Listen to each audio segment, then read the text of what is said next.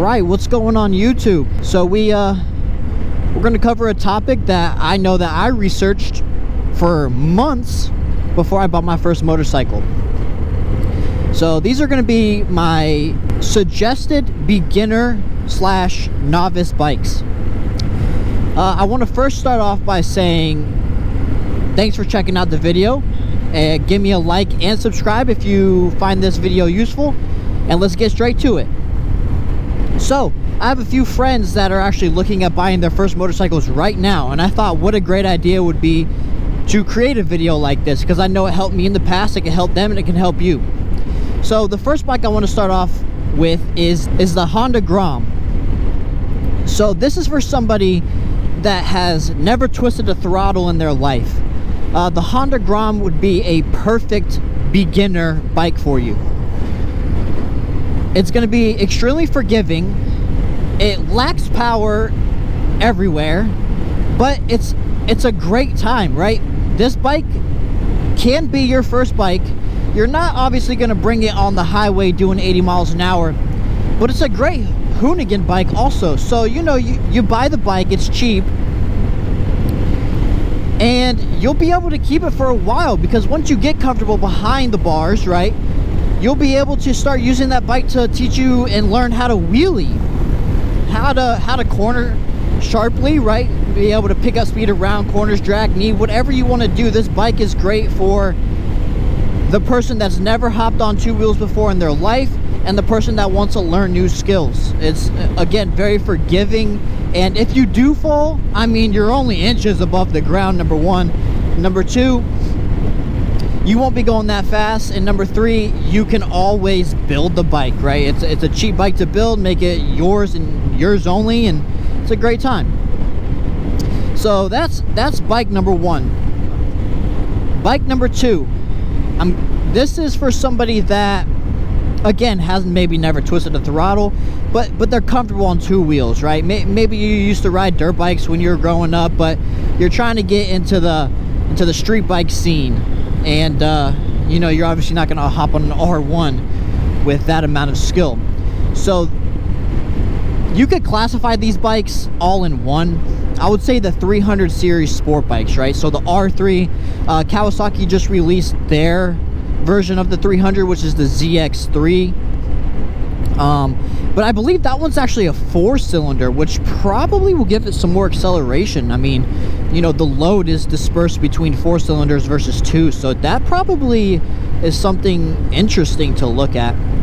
The Honda CB300 and the MT-03. That's a bike that I found pretty interesting, right? So, you know, you could go for the more sporty style or the naked bike style. It looks like all companies are kind of gravitating to offering both types of styles. These bikes are lightweight. They do have more power, obviously, than the Honda Grom, and you won't get bored with them as easily.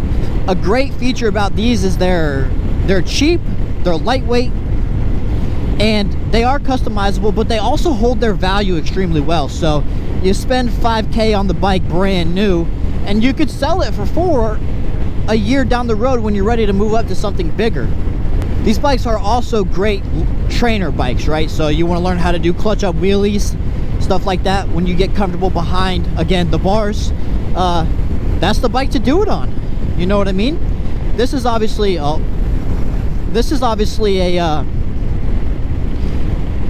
beginner bike. I mean, you know, the Honda Grom is for somebody that just needs to learn even the bare minimum. But the 300 series sport bikes and naked bikes, I think are going to be a great bike for the person that, you know, doesn't have really any skills, but is comfortable and has a little bit of knowledge on how to ride even just a bicycle. Alright, so we covered extreme beginners, and now we'll go into the people that maybe have ridden a little bit of their life, and maybe even a Grom or an R3 or whatever, and you want to step up. Another great beginner bike would be the Honda Rebel series, the 500 and the 1100.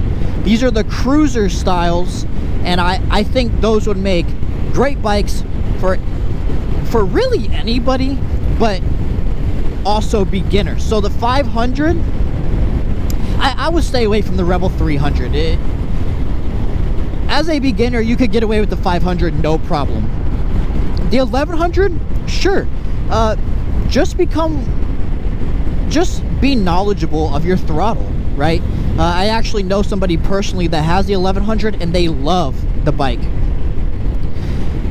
It's a great cruiser, customizable. He put a TBR exhaust on, sounds great. I mean, it's just an all-around good bike for anybody that's, again, a beginner or just wants something to cruise on. I mean, you could be experienced and have a good time on this bike.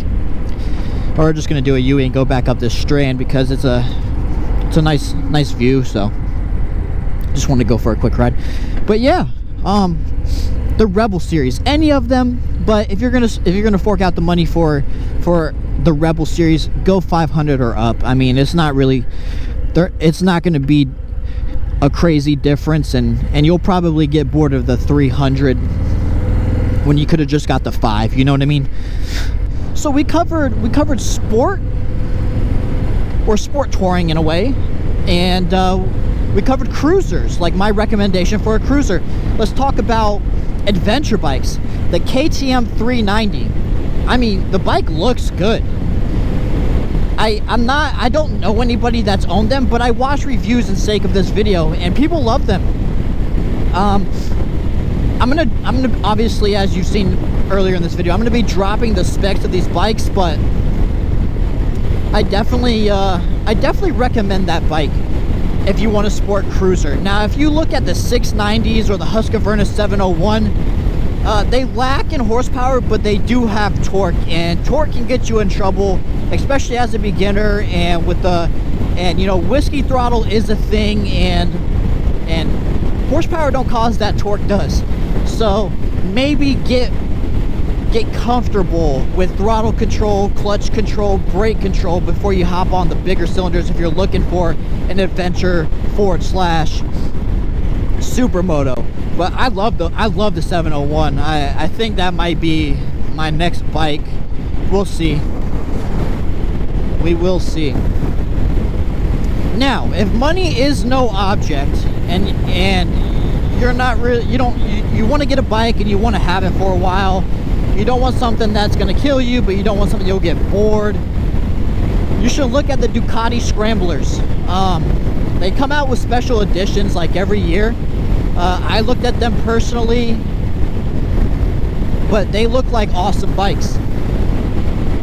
They are a little bit more expensive. I'm talking about $10,000 more than like the R3 or the KTM 390 or anything like that, but they are a sick bike, and you'll probably be the only one you know to own it. So if you're looking for a longer term bike, that's the way to go right there. And man, it's a lot windier and colder this way. Must be going against the wind. But anyway, we have to throw in Harley here. You know, I'm on one. For their beginner bike, I would recommend a few, but the one I'm going to mention in this video is the Iron 883. I actually have a friend that just bought one. I mean, like 2 weeks ago. I'm still trying to get her to come out and ride with me because she's not comfortable yet to hit the highway. But like, this road would be perfect. I try to get her to come, but you know, beginners be making excuses. It's all right though. But yeah, the Iron 883 would be my recommendation. Oops. Don't forget to drop that gear. Would be my recommendation for beginners. Now, I really want to stress this, because if you're not a beginner, right, if you've ridden something before in your life, I'm talking dirt bikes, don't get the 883. You will get rid of it. I mean, it's got a small gas tank, so you're not going to be cruising for a while on it. Let's go left, actually. Let's try to get a thumbnail. But you're not going to be doing long cruises on it. the power is lacking, and it is a little bit heavier than your other beginner bikes. So I haven't personally seen someone keep an Iron 883 as long as they would other bikes. Just because, you know, people that buy Harleys want that low-end torque, and once they get comfortable, they're gonna go in. But you can trade them in. I mean, they do hold their value pretty well too, but they are a little bit more expensive than some of the other options. Well, we're gonna try to get a thumbnail here, guys. I appreciate you checking out this video. If you found it useful, helpful, or any sort of way, please give me a like, comment, and subscribe, and I'll see you on the next one.